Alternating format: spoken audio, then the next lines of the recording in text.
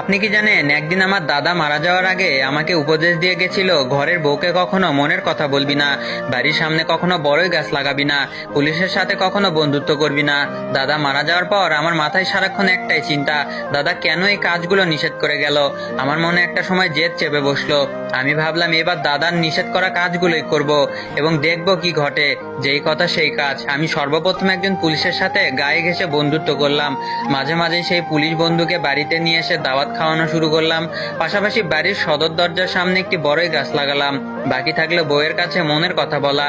আমি বসে বসে প্ল্যান করলাম বউকে মনের কোন কথাটা বলা যায়। আমি বাজারে গেলাম এবং 3টা ডাব কিনলাম, সাথে 3টা গামছাও কিনলাম। তারপর দোকান থেকে কিছু লাল রং কিনলাম। তারপর বাজার থেকে ফেরার পথে পুকুর ঘাটে বসে ডাবের উপর লাল রং মেশালাম। রং মেশানোর পর গামছা দিয়ে ডাব এমন ভাবে পেঁচিয়ে ফেললাম যাতে মনে হয় গামছার ভিতরে মানুষের কাটা মাথা। তারপর দৌড়াতে দৌড়াতে বাড়িতে এসে ঢং ধরে বউকে বললাম, আমি তো 3টা মানুষকে খুন করে ফেলেছি, তুমি এই কথা কাউকেই বলো না প্লিজ।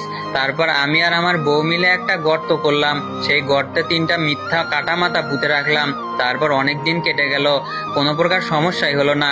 আমি বসে বসে দাদার কথা ভাবছিলাম আর হাসছিলাম। শালা বুইরা, সবই তো করলাম, কিছুই তো হলো না। ধুরু বুইরা বেটা, সবকিছুই ঠিকঠাক যাচ্ছিল। ওই কাঠা মাথার ব্যাপারটা একসময় ভুলেই গেছিলাম। হঠাৎ একদিন বউয়ের সাথে প্রচুর ঝগড়া হলো। রেগে গিয়ে বউ বলল, তোর গোপন কথা ফাঁস করে দিব, ওয়েট। বউ তখন আমার পুলিশ বন্ধুকে ডাকলো। পুলিশ আসার পর আমার বউ সেই কাটা মাথার গর্তটা পুলিশকে দেখিয়ে দিল। গর্ত থেকে পুলিশ গামছা পেছানো 3টা মুন্ডু বের করলো।